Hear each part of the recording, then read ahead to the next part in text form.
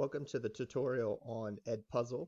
This is a website that allows you to embed questions into educational videos that will stop the video, have your students answer the question, and then will allow them to continue on. And once they have completed the whole video, it'll actually upload the scores directly to your Google Classroom. So the first thing after you sign up for an account is to make sure you import your classes. So you can do that very quickly. You come over to the My Classes tab and you click on Add New Class. So you can just create a class that would work just in EdPuzzle by itself, or you can import your classroom if you already have it set up in Google Classroom. So you would click on that, making sure that you've used your Google account to sign in, and then it'll bring up all your Google Classrooms that you are in charge of. And you just check the ones that you want to import, you hit import. And once you do that, it'll pop up on the side here. And so like I can pull up my first period and see that my students have all been imported directly from my Google Classroom account. So once you have your classes set up and you're ready to start assigning them videos to watch, we want to go to the content. Now this home screen is going to be anything that when you set up your account, whatever subject area you signed up as, it's going to pop up with any of those subjects that have already been done in your school. So right now, math in the school, you can see these are all the videos that have been shared through SciTech. Now, if you want to search for something, coming over on the left-hand side here, there's a curriculum tab. And I can go ahead and click on that. And it breaks it down very easily to follow. So high school, we click on it. Depending on what subject area you teach, you go ahead and click on whatever you're looking for. So for me, it would be math, so I'm going to click on math. And then it breaks it down even further into the different subject areas. So I'm going to work with pre-calculus today. And then it gives me all the different units in pre-calculus. So right now we're working on trigonometric equations. And then you can see inside there, we're working on identities, and here are a bunch of videos that are suggested for trig identities. And as you notice, these little buttons right next to it tell me exactly how many times it's been stopped for questions or notes. If there are no bubbles next to the timing, that means it hasn't been stopped before, but it doesn't mean you can't do it. So that's just a quick way if you're looking for something. If you know of a video specifically, down here on the bottom, depending on where it comes from, you can go ahead and you can choose that. The other option is, if you know, let's say it's a YouTube video you're trying to do, if you know the channel that you're pulling it from, you can copy the address from your search bar and you can place it in the search content. So let's just look up a video on YouTube for an example.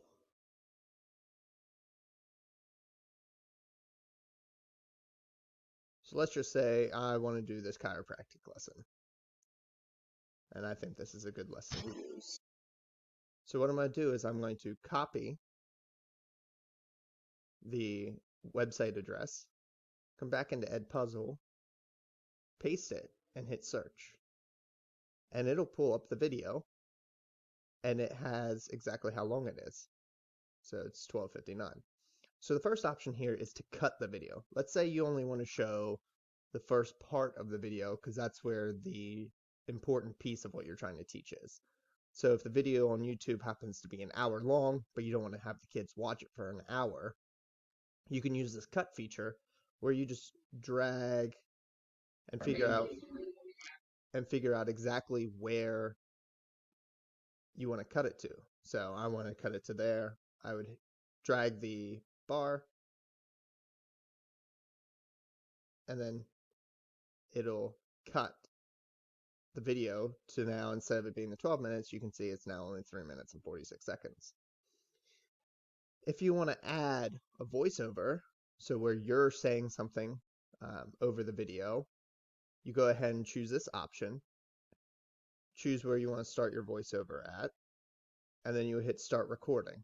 and you would record your voice as the video plays, and that would put your voice over the video. The last one, and this is obviously the really important piece, is the questions portion. So as you're going along, if you find the spot where you want to stop and ask a question, so we'll go right here. There's 3 options here. The first option is a multiple choice question. If we click on multiple choice, the first thing we would do here is type in our question, and then we would type in our answer choices, and you can keep adding more and more choices in order to give them options. So if it's just a yes or no, you can have yes and no. If it's A, B, C, D, go ahead and throw in more options. And then you choose the check mark next to whichever one is correct.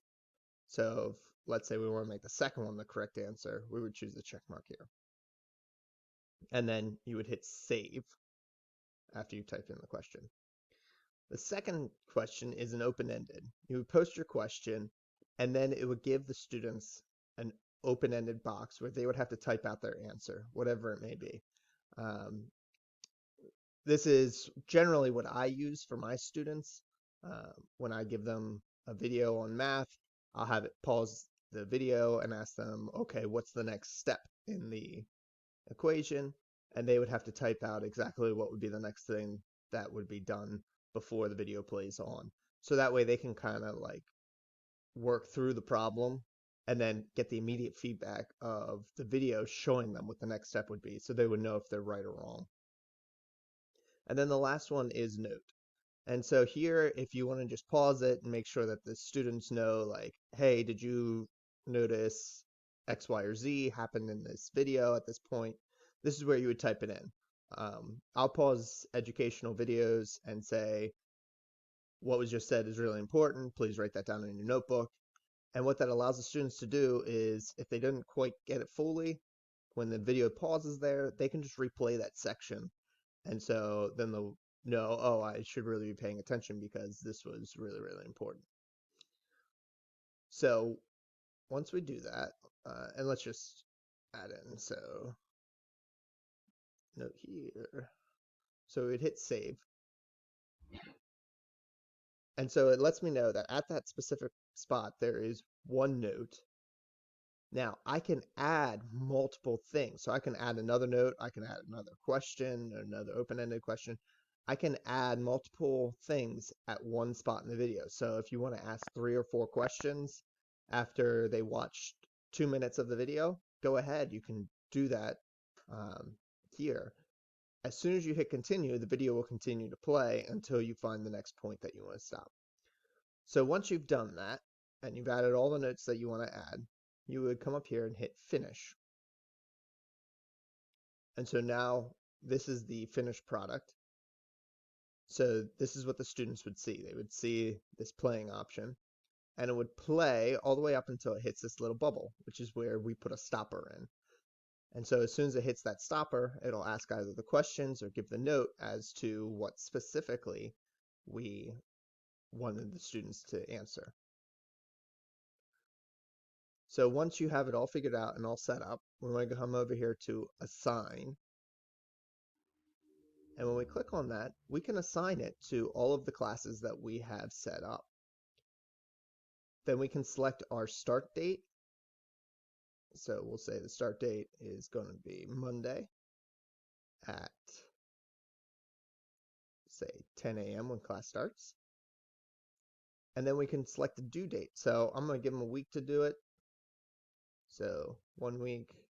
And again, we're going to make it for when class starts the next week. I can turn on this prevent skipping, which will prevent the students from just quickly scrolling through the video, making sure they actually have to watch the video. You could turn on the closed captions if you want to. It's not a bad option. Not all videos have closed captions on them, and not all closed captions are correct. So you may want to preview that with the video first if you're going to turn that on.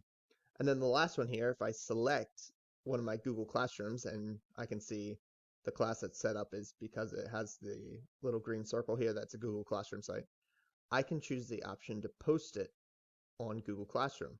So in my Google Classroom, what will happen is under my classwork, it'll post the video and when it was due.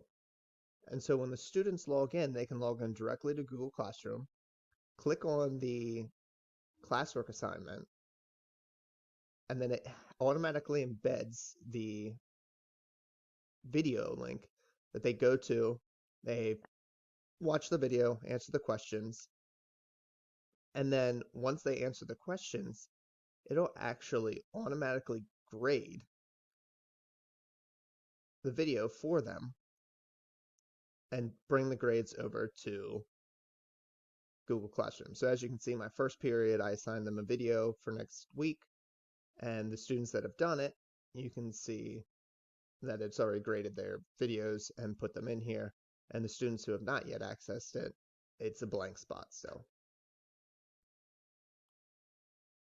Now, if you choose to do open-ended questions, let me close out of that.